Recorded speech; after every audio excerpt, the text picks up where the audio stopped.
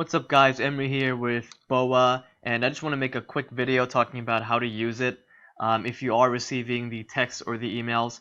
So I've got GDEX pulled up here and it is 7:04 o'clock. So here it is.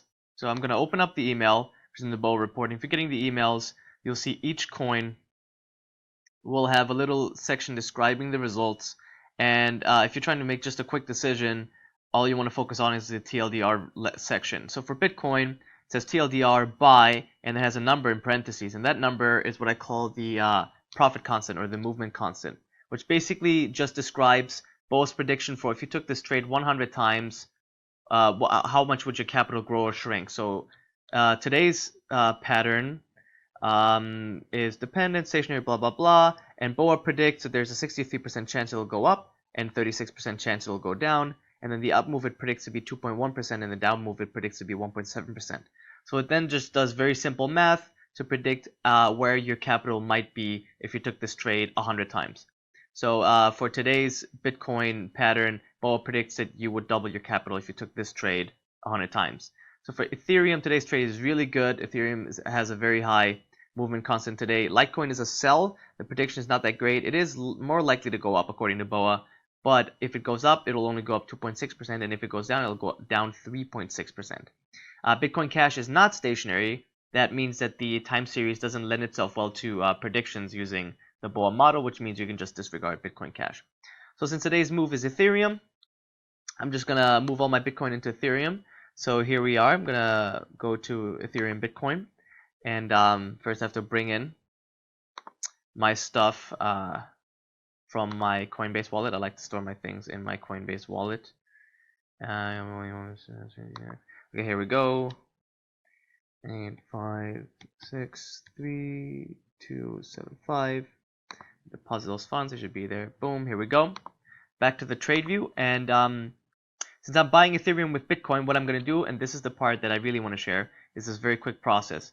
I click on the amount of Bitcoin I have. It's going to pre-fill market order, but I do not want to place a market order. I just want to copy the amount of Ethereum that Bitcoin can buy. Control C and then click on limit. Then I'm going to paste that into Ethereum. And for the price that I want to pay, I'm just going to click on the most recent buy so I can get as close as possible and then place my buy order. So now that order is in there, and I am trying to buy 16.35 Ethereum at 0.05222 Bitcoins each. So now I just need to wait for someone to attempt to buy, and that order will get filled. It could take seconds, it could take a few minutes. It looks like the market is moving relatively slowly right now. Alright, here we go. So the trade just got filled. Took about 5 minutes, which is just about average. As you can see, someone placed a very large sell order, and that's why there's all this red, and it basically cleared out all the ones I was offering to buy, and then a few. That's why the price went down just a tiny bit. So now that I've done that, and this is just what I like to do personally, and you can do this as well if you so choose, I'm going to move all that Ethereum to my Coinbase wallet, because I just like to keep it there so I can track it in Mint. Just going to move that all to Coinbase now. Now that I've moved that all to Coinbase, I'm going to go ahead and track this trade for tax purposes. So if you aren't doing this, I highly suggest that you go back and do this, because you do have to pay taxes every single time you sell any cryptocurrency for either US dollars or another currency. So since I just traded Bitcoin for US dollar or Bitcoin for Ethereum, that is a good example, because then you can see what happens if you trade one crypto for another, which is a bit more difficult. So I'm going to insert two rows here, and I'm going to take the. I'll do the formatting in just a second. So today's 12/25. So on 12/25, I bought Ethereum, right? And I bought, how many of them did I buy? I bought this many, 16 and change. So I'm going to paste that in right here. And then the price for Ethereum at the time of purchase, since I purchased it with Bitcoin, I can't say exactly, so I'm just going to go to Ethereum, and I'm going to check, we were right around here, right? So it was right around 743 on the dot. I'll put that in here. And if you miss it by just a few cents, the IRS isn't going to get super upset about that. You just need, because you traded one cryptocurrency for another, you just need to put the approximate price at time of purchase. I like to get as close as possible.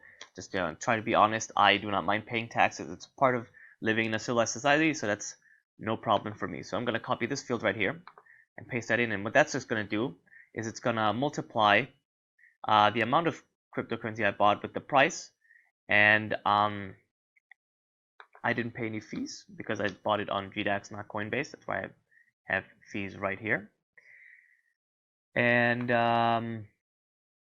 let's see, make sure I didn't miss anything. Oh, I still have some Bitcoin right here. Could probably buy some more Ethereum with that, but I'll probably just leave that. Okay, now that I have that done, I'm gonna go in and fill the close for the other two trades that I took, because 2 days ago I bought Bitcoin, 2 separate purchases, and I'm gonna fill that in 1225 for both of them. 1225. So we'll put that in 247, and I forgot, 247, 46, 247.46. Boom. 14247.46, and then again I'm gonna copy and paste all of this, and that is gonna calculate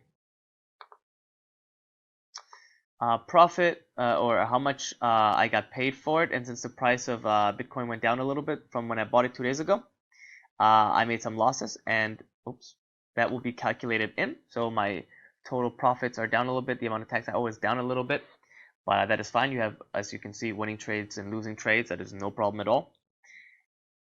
And now that I've logged the ends for all the trades that were open that I closed, and I have this Ethereum trade open, I just have to wait until that closes out, and then same thing, I'll just fill out how much I won / lost, profit or loss, and then I'll fill in whatever new trade I open up at that point.